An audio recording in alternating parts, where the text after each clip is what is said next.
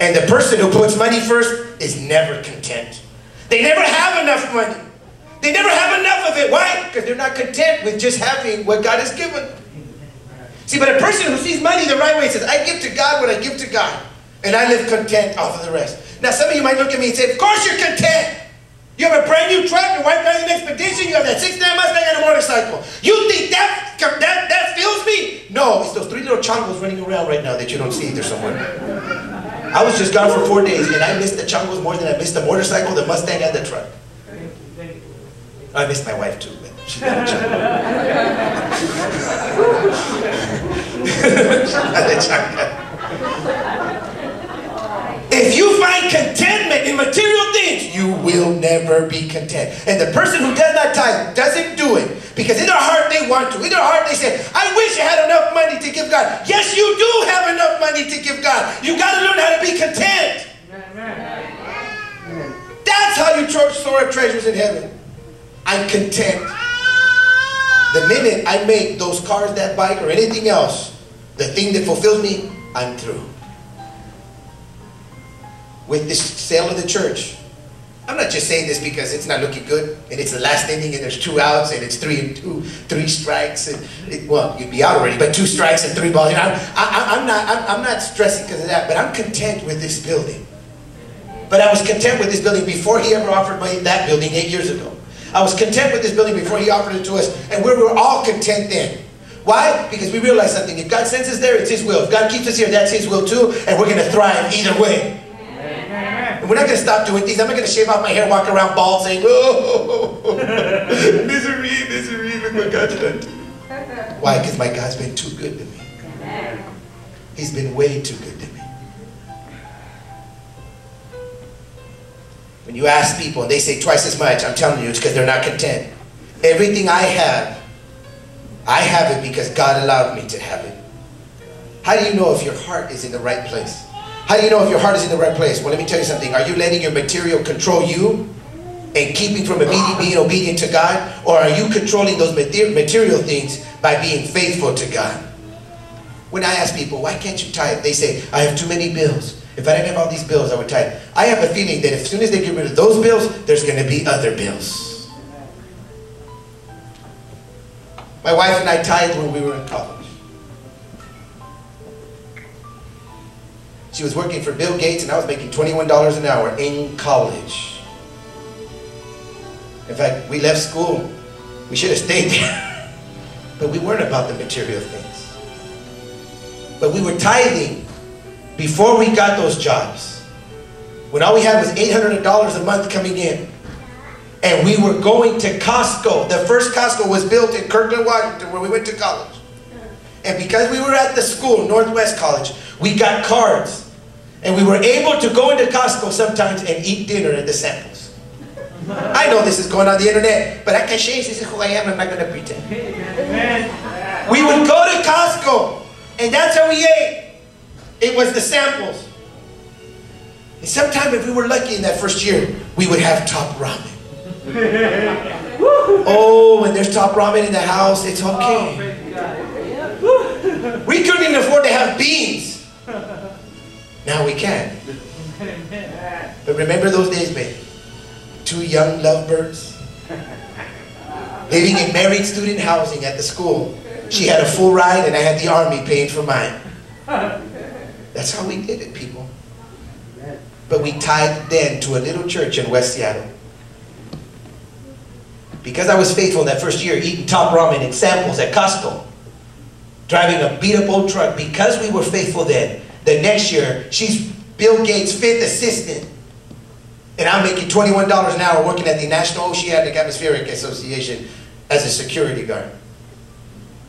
And some of you say, well, we don't get those breaks. Guess what? I didn't get a break. God ordered my steps. I was faithful to God, so He made sure. Now, you guys know when I moved here 10 years ago, I was all highfalutin, living on Marx and Bullard, thinking I was Armenian. Pretending. And what happened after that first year? Couldn't afford that anymore. Living on 9th in Illinois on top of somebody's garage.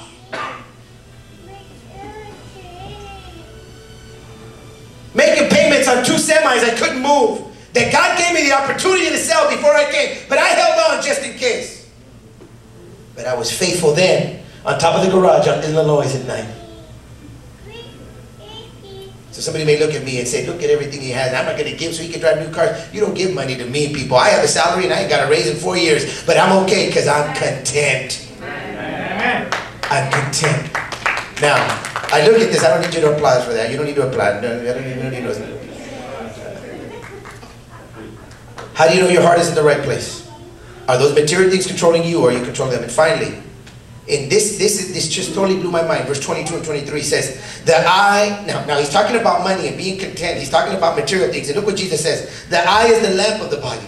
If your eyes are good, your whole body will be full of light. But if your eyes are bad, your whole body will be full of darkness. If then the light within you is darkness, how great is that darkness? Now, I thought to myself, what in the world do eyes have to do with what people give or what people keep? What in the world do eyes have to do with material things? And I thought about it. You always desire the things you see. Come on, come on. If you were to watch Confessions of a Shopaholic, there's a point where she owes $60,000 to like 6 different credit cards, and her life seems like it's over. And she says, this is it, I'm not going to buy anything else. And she's walking down the street, and she's walking by all those window displays. And they start talking to her. You look nice in this scarf. You really look good in this hat. And she doesn't want to look. Why? Because if she looks, she'll want it.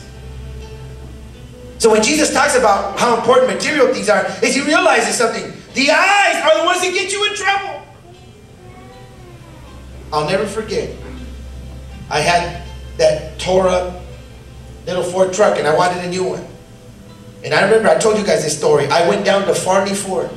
I was driving through the freeway at 99, and they called out to me a Ford F-250. They had it up in the air and this big black platform. It was a black truck all chromed out. I remember it was like a trance. I don't know how I ended up right in front of it. I'm standing in front of that Ford F-250. $58,000, 4x4 with big rims and big tires. And I looked at it and I said, I gotta have it. And for 2 weeks, I looked at the budget. And I said, if I just get a raise, if I just do this, if I just do that, if I just come over here, if I can just, if I can balance this, if I can go over here, if I go speak once a month at my friend's churches, and I had all these plans to afford that truck. And I finally came to the point where my wife said, that's not going to happen. I went back to Farney Ford. I went on my motorcycle. Imagine complaining about a truck on a motorcycle on the way down there. I got off, and I remember I parked right in front, and I looked at that truck, and I said, you are not going to make me buy you. I don't want you. I don't need you. And you're not going to come into my life. And I walked away. Now, some of you might think that's crazy. Whether it's a truck, or a pair of gloves like she was buying, a pair of boots, or a pair of shoes, if you have to get in debt over your head, it's not from God. It's not from God. Your eyes get you into trouble. There are those people who have no self-control.